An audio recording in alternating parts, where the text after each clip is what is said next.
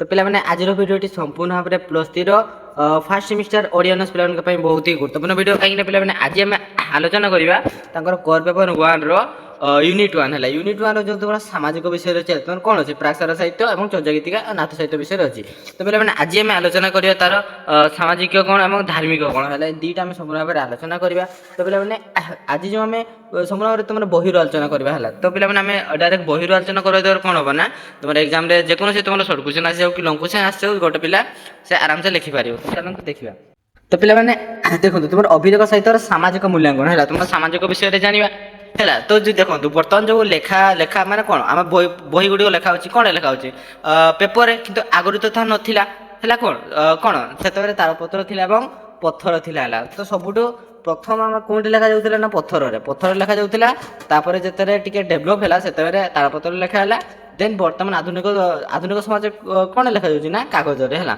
तो सेमती देखिए देखो पत्थर रुक्ष कर्कश पीठिकार गोटे निहाड़ मुन द्वारा भुवनेश्वरस्थ प्राचीन कुमारीगिरी पर्वत बा आधुनिक जो उदयगिरी ठारे थिबा हाथीगुम्बा शिलालेख रे भारतर प्रथम ऐतिहासिक काव्य साहित्य रचना करा जायथिला ताले हमर भारतर प्रथम काव्य साहित्य कौन लिखा होता ना मन रख पत्थर लिखा होता कौटी ना उदयगिरी थिबा हाथीगुम्फा है से देख कलिंगर मेघवंशी तृतीय राजा भाव में 24 वर्ष वयस्क खारवेर ख्रीष्टपूर्व 40 कलिंग सिंहासन आहरण कर 13 वर्षर शासकीय प्रतिभा निजर आंशिक परिचय शिक्षा दीक्षा राज्य निर्माण और शासन विजय वार्ता ओडिशार कला संस्कृति विज्ञान और ओडिया जातीयता इत्यादि वर्णना कला बेले जो काव्यिक छटार साहाय्य नहीं ताहा ही हूँ प्रामाणिक करें ओडिया जाति अतीत साहसी जातिनिष्ठ कर्तव्यपरायण सहित स्वाभिमानी है स्वाधीन चेता तथा उन्नत कला साहित्य और संस्कृति अनुगामी थिला जहाँकि एपर्यंत भारतवर्षर अन्य राजा जाति एभली गौरव आनी पारि नाही देख एथिरे पुणी अच्छी कलिंगर सैन्य संख्या लोक संख्या है युद्ध व्यवस्था राजार धर्म ता सहित कर्तव्य शत्रु प्रति व्यवहार प्रजापालन घर पुष्परणी बाम्फी केनाल आदि निर्माण व्यवस्था अवसर विनोदन माध्यम है कला संस्कृति भास्कर्य अतिथ्यता सर्वोपरि धार्मिक उदारता भली उत्कृष्ट सभ्य मानविक परंपरार अपूर्व निदर्शन और विस्तृत सूचना यही शिलालेख प्रमाणित करें ओडिया जाति समग्र भारतवर्ष को केवल वाणिज्यिक कला शिखाई ना बर भारतर प्रथम लेखक जाति भाव में पत्थर देहरे साहित्य सृष्टि कर परवर्ती शासकों पथक प्रदर्शित कौन ना प्रदर्शक साजी देखो बर्तमान बुझीगला तो मैंने बर्तमान मत लगुनि कि बुझार पाठ अच्छे गोटे किसी रकेट साइंस नहीं एगुड़ा तुम निजे पढ़ले बुझीपार तो तथापि देखो देखा उत्कर्षकर सौकर्य मंडित कारीगरी विद्यार खदित हाथीगुम्बा शिलालेख नीतिबाणी परिवर्ते खाड़वेर जो सब राज्य जय प्रशासन जनहितकारी कार्य संपादन करते से सबूर उल्लेख अच्छी से समय बालक मानकर विद्या शिक्षा और शारीरिक दक्षता उपरे गुरुत्व दि जाइथिला सेतिपई बालक खारवेर 15 वर्ष पर्यंत सौंदर्य शारीरिक गठन से खेल सहित विभिन्न जुग सुलभ क्रीड़ा मान खेलुथिले तापरे जेतरे तांको 15 वर्ष पर लेखन साहित्य रूप अर्थनीति और मुद्रा तत्व गणना बा गणित शास्त्र व्यवहार जोटा कि न्याय विचार और विधि प्रशासनिक आईन संबंधी आदि शिक्षा विशारद बा सर्वविद्या पारदर्शिता लाभ करते किए ना खाड़वेर है युवराज भाव में 9 वर्षकार राज्य शासन करने पर 24 वर्ष बयस राजा होते ताइले आमर खारवेर केते वर्ष बयस राजा होते ना मन रख 24 वर्ष बयस राजा होते अर्थात उपयुक्त शिक्षा सहित शासन कार्यर अभिज्ञता पर राज्य शासन पूर्णांग दायित्व दि जाइथिला सेहीपरि उक्त अलेख्यरु जना जाए जे से समय साहित्य अर्थनीति गणित आईन आदि शिक्षा व्यवस्था प्रचलित थिला पुणी बारंबार युद्धर वर्णना तथा नगर निर्माण वर्णना सहित मगध पराजय जीन मूर्ति उद्धार आदि वर्णना सूचित करे जे देखो भूगोल विज्ञान और इतिहास विषय समस्त यथेष्ट ज्ञान थिला सेहीपरि राजस्वर मुख्य माध्यम थिला कृषि कर और युद्ध द्वारा कौन संगृहित संपत्ति खारवेर राज्यर सौंदर्य वृद्धि दिगरे विशेष यत्नवान थिले सेथिपई से राजप्रसादर गोपुर सहित प्राचीर राज्यर संस्कार गभीर शीतर जलाशयर सुरक्षा और मरामती करने सहित राज्यर सौंदर्य वृद्धि ସୁଶୋଭିତ ଉଦ୍ୟାନ ନିର୍ମାଣ କରିଥିଲେ।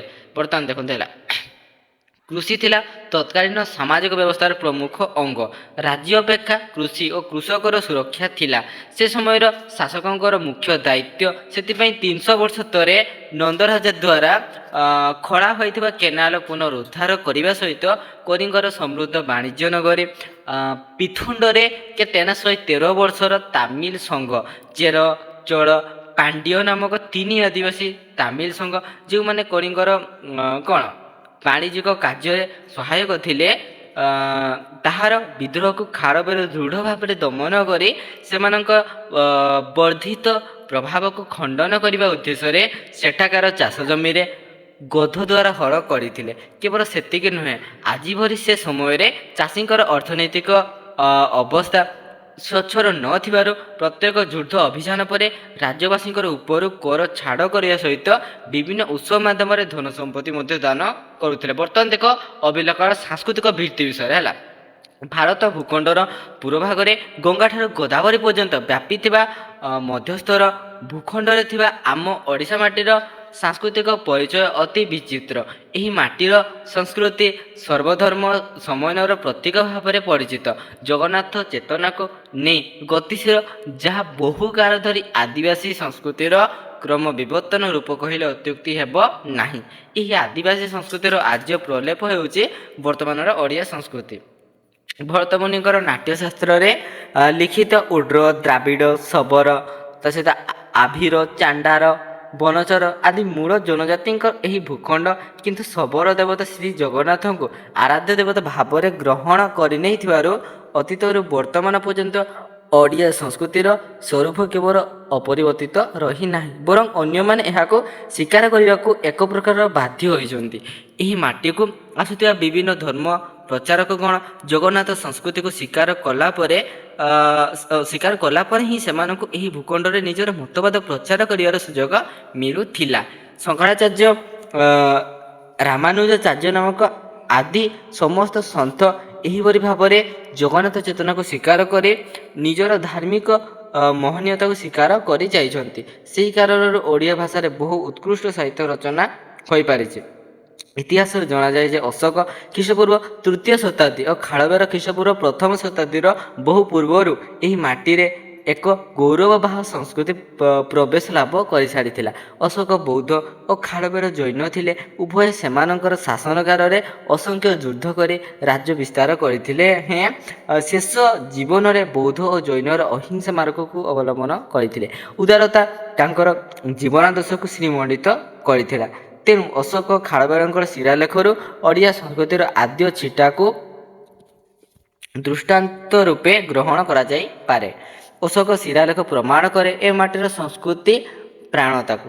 ରାଜା ଚଣ୍ଡାଶୋକକୁ ଧର୍ମାଶୋକରେ ପରିଣତ କରିଦେଇଥିଲା ଏହି ମାଟି। ସେଥିପାଇଁ ତାଙ୍କର ଶିଳାଲେଖରେ କୁହାଯାଇଛି, ପୂର୍ବେ ବହୁ ଶତବର୍ଷ ପର୍ଯ୍ୟନ୍ତ ପଶୁ ଓ ପ୍ରାଣୀଗୁଡ଼ିକୁ ହତ୍ୟା କରାଯାଉଥିଲା, ଜୀବିତମାନଙ୍କୁ କଷ୍ଟ ଦିଆଯାଉଥିଲା, ବନ୍ଧୁମାନଙ୍କୁ ଅସମ୍ମାନିତ କରାଯାଉଥିଲା ଏବଂ ଶ୍ରମଣ ଓ ବ୍ରାହ୍ମଣମାନଙ୍କୁ ଅଗୌରବ କରାଯାଉଥିଲା। ଖାରବେଳଙ୍କର ଶିଳାଲେଖରେ ଉତ୍କଳୀୟ ସଂସ୍କୃତିର ଜୀବନ୍ତ ପ୍ରତିଛବି ସ୍ପଷ୍ଟ ଅନୁଭବ କରିହୁଏ। ଖ୍ରୀଷ୍ଟପୂର୍ବ 6ଠ ଶତାବ୍ଦୀ ବେଳକୁ ଏ ଦେଶରେ ଜୈନ ଧର୍ମର ପ୍ରଚାର କାର୍ଯ୍ୟ ଆରମ୍ଭ ହୋଇଥିଲେ ହେଁ ଖାରବେଳ ହିଁ ଥିଲେ ମୁଖ୍ୟ ପୃଷ୍ଠପୋଷକ। ଜୈନ ଧର୍ମର ପ୍ରଚାର ଓ ପ୍ରସାର କରିବା ପାଇଁ ସେ ସିଦ୍ଧମୁନି, ସନ୍ନ୍ୟାସୀ ସେବିତ ଖଣ୍ଡଗିରି ଓ ଉଦୟଗିରିକୁ ନିଜର ପ୍ରଚାର କ୍ଷେତ୍ରର କେନ୍ଦ୍ରବିନ୍ଦୁ ରୂପେ ଗ୍ରହଣ କରିଥିଲେ।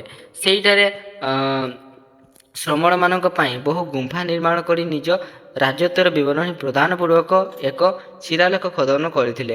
ଏହି ଶିଳାଲେଖରେ ତାଙ୍କର ରାଜତ୍ୱର 13 ବର୍ଷର ଗୁରୁତ୍ୱପୂର୍ଣ୍ଣ ଘଟଣା ସବୁ କାବ୍ୟିକ ଶୈଳୀ ଲିପିବଦ୍ଧ କରାଯାଇଥିଲା। କଥା ପୂର୍ବରୁ ବର୍ଣ୍ଣିତ ଅଶୋକଙ୍କର ଶିଳାଲେଖ ପରି ଏହା ଉପଦେଶ ବହୁଳ ନୁହେଁ। ଏଥିରେ ନୀତିବାଣୀ ପରିବର୍ତ୍ତେ ଖାରବେଳ ଯେଉଁ ସବୁ ରାଜ୍ୟ ଜୟ ପ୍ରଶାସନ ଓ ଜନହିତକାରୀ କାର୍ଯ୍ୟ ସମ୍ପାଦନ କରିଥିଲେ ସେ ସବୁର ଉଲ୍ଲେଖ ଅଛି। ସେହି ସବୁ ଉଲ୍ଲେଖରୁ ଜଣାଯାଏ ଯେ ଖାରବେଳ ରାଜ୍ୟର ସୌନ୍ଦର୍ଯ୍ୟ ବୃଦ୍ଧି କରାଇବା ଦିଗରେ ବିଶେଷ ଯତ୍ନବାନ ଥିଲେ। ସେଥିପାଇଁ ସେ ରାଜପ୍ରସାଦର ଗୋପୁର, ପ୍ରାଚୀର ରାଜିର ସଂସ୍କାର, ଗଭୀର ଶୀତର ଜଳାଶୟର ରକ୍ଷା ତଥା ସୁଶୋଭିତ ଉଦ୍ୟାନ ଦ୍ୱାରା ରାଜ୍ୟକୁ ସୁନ୍ଦର କରିବା ପାଇଁ ଚାହିଁଥିଲେ। ସେ ସମୟ ଓଡ଼ିଆ ଓ ଓଡ଼ିଶାବାସୀ ସଙ୍ଗୀତ ଓ ଉତ୍ସବ ପ୍ରେମୀ ଥିଲେ। ସେଥିପାଇଁ ତାଙ୍କର ରାଜତ୍ୱର ତୃତୀୟ ବର୍ଷ ସପ୍ତମ ବର୍ଷରେ ଗାନ୍ଧର୍ବ ବିଦ୍ୟାରେ ପାରଙ୍ଗମ ବ୍ୟକ୍ତିମାନଙ୍କୁ ଆମନ୍ତ୍ରଣ କରି ନଗରବାସୀଙ୍କୁ ଆମୋଦିତ କରିବା ପାଇଁ ଗୀତ, ବାଦ୍ୟ ଓ ନୃତ୍ୟ ଉତ୍ସବ ସମ୍ପାଦନା କରିଥିଲେ। ପ୍ରଜା ମଙ୍ଗଳ ପାଇଁ ସେ ଯେଉଁ ସବୁ କାର୍ଯ୍ୟ କରିଥିଲେ ସେଥିରୁ ସେ ଜଣେ ସୁସଂସ୍କୃତ ଅଧୀଶ୍ୱର ଥିଲେ ବୋଲି ଜଣାଯାଏ।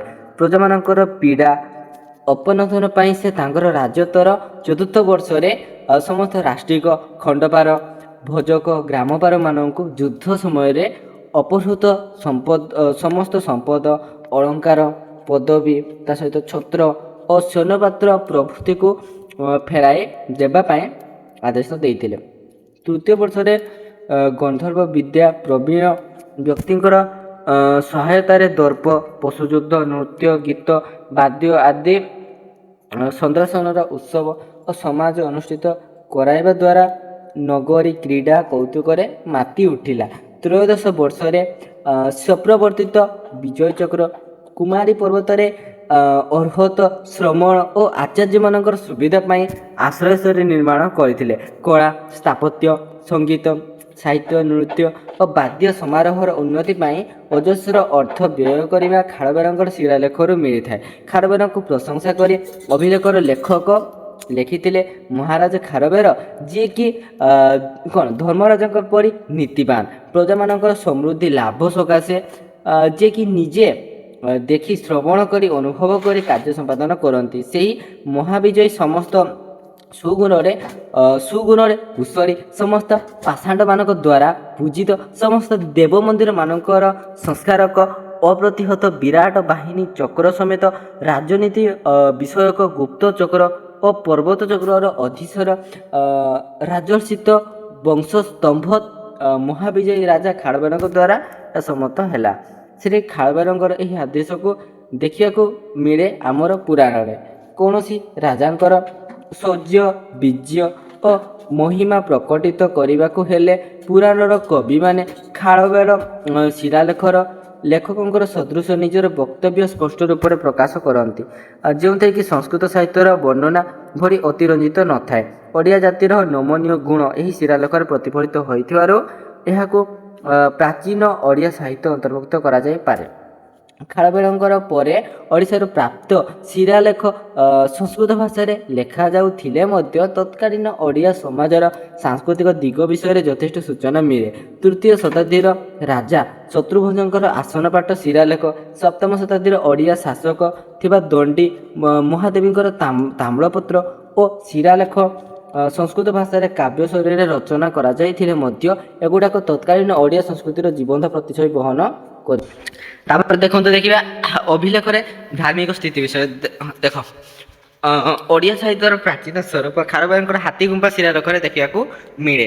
କାବ୍ୟ ଶୈଳୀରେ ଲିଖିତ ଏହି ଶିଳାଲେଖର ଆରମ୍ଭରେ ଲିଖିତ ନମଃ ଅରାହନ୍ତାନଂ ନମଃ ଶବସିଦ୍ଧାନଂ ଅହର୍ତ୍ତମାନଙ୍କୁ ନମସ୍କାର ସମସ୍ତ ସିଦ୍ଧଙ୍କୁ ନମସ୍କାର ସୂଚିତ କରାଏ ତତ୍କାଳୀନ ଧାର୍ମିକ ଚିନ୍ତାଧାରାକୁ। ସେହି ସମୟର ସାମାଜିକ ଓ ସାଂସ୍କୃତିକ ବ୍ୟବସ୍ଥାରେ ଥିବା ଧର୍ମୀୟ ଗୁରୁତ୍ୱପୂର୍ଣ୍ଣ ଭୂମିକାକୁ ସ୍ପଷ୍ଟ ପ୍ରମାଣିତ କରେ।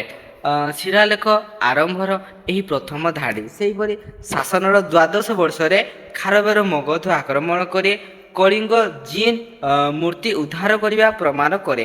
ତତ୍କାଳୀନ କଳିଙ୍ଗ ମାଟିରେ ଜୈନ ଧର୍ମର ଗଭୀର ପ୍ରଭାବ ପଡ଼ିଥିଲା।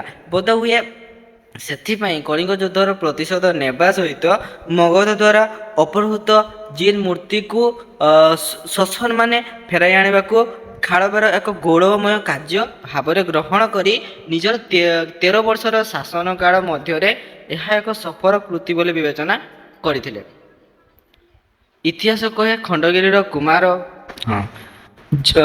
ପର୍ବତରେ ଜୈନ ଧର୍ମସଭା ଆୟୋଜନ କରାଯାଇଥିଲା। କଳା ଓ ଭାସ୍କର୍ଯ୍ୟର ପ୍ରତୀକ ଉଦୟଗିରି କୁମାରୀ ପର୍ବତକୁ କାଟି ପ୍ରସ୍ତୁତ ହୋଇଥିବା ରାଣୀଗୁମ୍ଫା ସମ୍ମୁଖସ୍ଥ ମଞ୍ଚପୁରୀ ଥିଲା ବିଭିନ୍ନ ଧାର୍ମିକ ସମ୍ପ୍ରଦାୟର ଆଲୋଚନା କେନ୍ଦ୍ର। ସେଥିପାଇଁ ଶିଳାଲେଖର 14ରୁ 17 ଧାଡ଼ି ମଧ୍ୟରେ ତ୍ରୟୋଦଶ ବର୍ଷରେ କ'ଣ ନା ସ୍ୱପ୍ରବର୍ତ୍ତିତ ବିଜୟ ଚକ୍ର କୁମାରୀ ପର୍ବତରେ ଜପତ୍ୟାପକ ରାଜବୃତ୍ତି ଭୋଗୀ ଝିନ ବସ୍ତ୍ରଧାରୀ ତା ସହିତ ବର୍ଷାବାସୀ ଅର୍ହତଙ୍କର ଶରୀର ବିଶ୍ରାମ ନିମନ୍ତେ ପୂଜାନୁରକ୍ତ ଶ୍ରୀ ଖାଳବେର କ'ଣ ଜୀବଦେହଙ୍କ ପାଇଁ କରିଥିଲେ ହେଲା। ତାପରେ ଦେଖନ୍ତୁ ଶ୍ରମଣ ସୁବିଧା ପାଇଁ ଏବଂ ସବୁ ଦିଗରୁ ଆସୁଥିବା ଜ୍ୟୋତି ରାକ୍ଷସ ତାପସ ଋଷି ରାକ୍ଷସ ହବନି ତାପସ ଋଷି ଓ ସଂଘାୟନ ଅର୍ହତଙ୍କର ଆଶ୍ରୟସ୍ଥଳୀ ନିକଟରେ ତଥା ସମ୍ମୁଖ ଭାଗରେ ପାଟର ବର୍ଣ୍ଣର ଚଟାଣ ଉପରେ ବିଦୃଜ୍ୟ ଖଚିତ ସ୍ତମ୍ଭମାନ ପ୍ରତିଷ୍ଠା କରିଥିଲେ। ସେ ସବୁ ଧର୍ମର ସମାନ ଦୃଷ୍ଟିରୁ ଦେଖୁଥିଲେ, ସମସ୍ତଙ୍କୁ ସମାନ ସମ୍ମାନ କରୁଥିଲେ ଏବଂ ସମସ୍ତ ଉନ୍ନତି କଳ୍ପେ ଲକ୍ଷ ଲକ୍ଷ ଟଙ୍କା ବ୍ୟୟ କରୁଥିଲେ। ସବୁ ଧର୍ମକୁ ସବୁ ଦେବତାଙ୍କୁ ସମାନ ଭାବରେ ସମ୍ମାନ ଦେବା ଏ ଜାତିର ଏକ ବିଶିଷ୍ଟ ଗୁଣ। ତେଣୁ ଖାଳବେରଙ୍କ ପରି ଓଡ଼ିଶାର ଯେତେ ରାଜା ରାଜତ୍ୱ କରିଛନ୍ତି ପ୍ରାୟ ସମସ୍ତେ ସବୁ ଧର୍ମକୁ ସମ୍ମାନ ଦେଇ ଆସିଛନ୍ତି, ପ୍ରଜାବତ୍ସର ହୋଇଛନ୍ତି ଓ ଜନହିତକର କାର୍ଯ୍ୟରେ ମନୋନିବେଶ କରିଛନ୍ତି। ପଞ୍ଚତ୍ରିଂଶତ ସହସ୍ରାନ୍ତ ମଧ୍ୟକାଳରେ ବିଚ୍ଛିନ୍ନ ହୋଇଥିବା 64 କଳାଯୁକ୍ତ ତୌଜତ୍ରିକର ଉନ୍ନୟନ କରିଥିଲେ। କ୍ଷମରାଜ ବର୍ଦ୍ଧରାଜ ଦାନଶୀର ଭିକ୍ଷୁରାଜ ଧର୍ମରାଜ ଦେଖି ଶୁଣି ଅନୁଭବ କରି କଲ୍ୟାଣକର ଗୁଣ ବିଶେଷ କୁଶର ସବୁ ଧର୍ମର ପୂଜକ ସବୁ କ'ଣ ଦେବାୟତନର ସଂସ୍କାରକାରକ ଅପ୍ରତିହତ ଚକ୍ରବାହକ ହେଲା। ତା ସହିତ ବରଚକ୍ରଧର ଗୁପ୍ତଚକ୍ର ପର୍ବତ ଚକ୍ର ରାଜଶ୍ରୀ ବସୁକୁଳ ଉତ୍ତରାଧିକାରୀ ମହାବିଜୟୀ ରାଜା ଖାରବେର ଶ୍ରୀ ଧର୍ମର ସୁରକ୍ଷା ପାଇଁ ତତ୍ପର କରି ସେ ତାଙ୍କର ଶିଳାଲେଖ ଖୋଦନ ଆରମ୍ଭ କରିବା ହିଁ ସୂଚାଇଥାଏ। ଖାରବେର ଓଡ଼ିଆ ଭାଷା ତଥା ଓଡ଼ିଆ ସଂସ୍କୃତିର ରକ୍ଷା କରିଥିଲେ। ଦେଶ ଓ ବିଦେଶର ଅର୍ହତ ଶ୍ରମଣ ସିଦ୍ଧ ମୁନି ସନ୍ନ୍ୟାସୀ ଓ ଜ୍ୟୋତିମାନଙ୍କୁ ସେମାନଙ୍କର ଧର୍ମ ସାଧନାର ସୁବିଧା ସୁଯୋଗ ଦେବା ପାଇଁ ସେ ମଳିମୁକ୍ତା ବିଦୃଜ୍ୟ ଖଚିତ ବହୁ ଗୁମ୍ଫା ନିର୍ମାଣ କରିଥିଲେ। ତ ପିଲାମାନେ ଆଜି ଭିଡ଼ିଓଟି ଏଇଠି ରଖୁଛି, ଦେଖାବା ଆଉ ଗୋଟେ ନେକ୍ସଟ ଭିଡ଼ିଓ ମାଧ୍ୟମରେ। ଧନ୍ୟବାଦ, ଜୟ ଜଗନ୍ନାଥ।